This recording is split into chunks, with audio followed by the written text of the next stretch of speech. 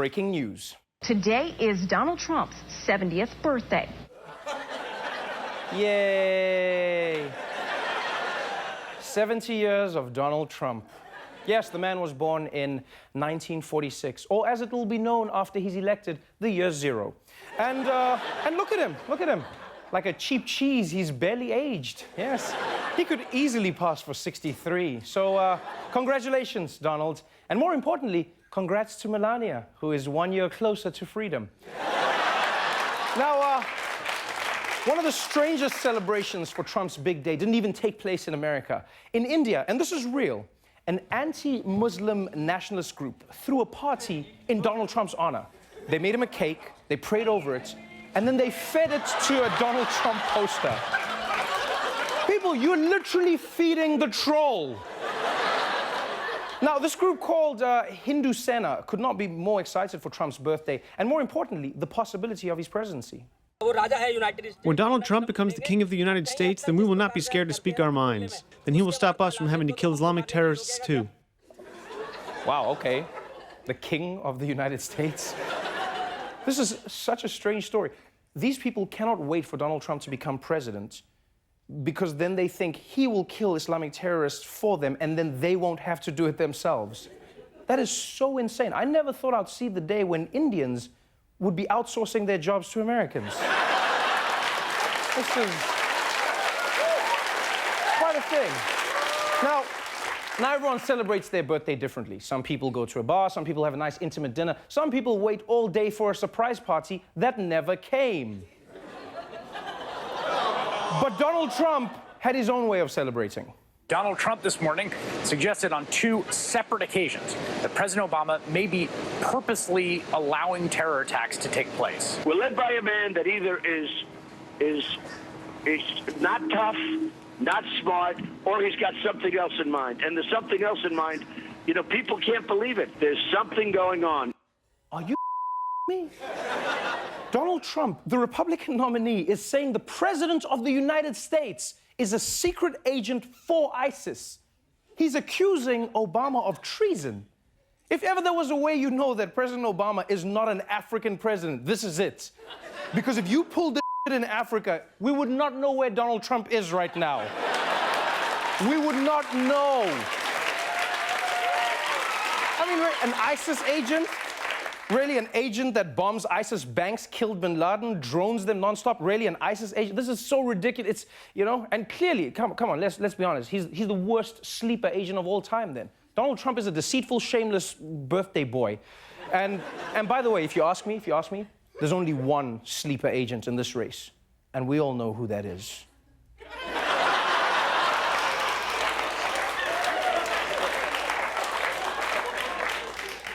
Look, people. The stakes are getting high now. The Republican and Democratic Party primaries are over, and we now know that the next president of the United States is definitely going to be either the she-wolf of Wall Street or an expired bottle of Sunny Delight.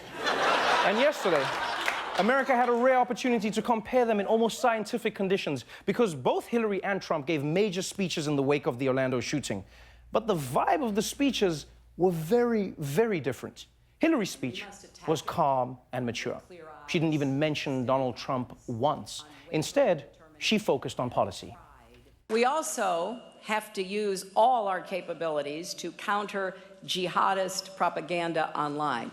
As president, I will work with our great tech companies from Silicon Valley to Boston to step up our game. We have to do a better job intercepting ISIS's communications, tracking and analyzing social media posts. That is a great idea, Hillary. Yes, you know what? Why don't you set up a server and then actually, you know what? No. You know, I'll handle the server. You analyze the results. Now, every time there's a terrorist attack in America, you know it's only a matter of time before the anti-Muslim rhetoric flares up. And knowing this, Hillary did her part to present an alternative. Millions of peace-loving Muslims live, work, and raise their families across America. And they are the most likely to recognize the insidious effects of radicalization before it's too late, and the best position to help us block it. So we should be intensifying contacts in those communities, not scapegoating or isolating them. It's a powerful statement, and it's true. So looking at the speeches, what have we learned? Well, under these conditions, our research shows that our first test subject, Hillary, has exhibited signs of compassion, resolve, and restraint. And yes, so what if compassion, resolve, and restraint were the stage directions in her teleprompter? Being human isn't easy for everyone, okay? But it's now time for us to look at our second test subject, the Donald. But the Muslims have to work with us. They have to work with us. They know what's going on.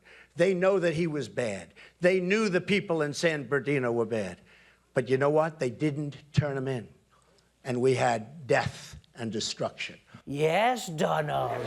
Yes. Every single Muslim person knows exactly what every other Muslim person is thinking. They all... Oh, no, wait. You're thinking of bees. That's what you're thinking of. That's bees. Or as you call them, Muslims. Yes. So under identical conditions, the second subject exhibited signs of paranoia, xenophobia, and clearly late-stage jaundice. You know what? Jokes aside, people, let's cut the crap. This guy's crazy dangerous. Instead of trying to move America forward, he spent most of his speech lying and laying out his plan to turn America on itself. We have a dysfunctional immigration system which does not permit us to know who we let into our country. Not true. Actually, America has a very strict immigration process. Trust me, I know. You were saying? Hillary Clinton, her plan is to disarm law-abiding Americans, abolishing the Second Amendment, and leaving only the bad guys and terrorists with guns. No good. Not going to happen, folks. Not going to happen. Yes, you know why it's not going to happen?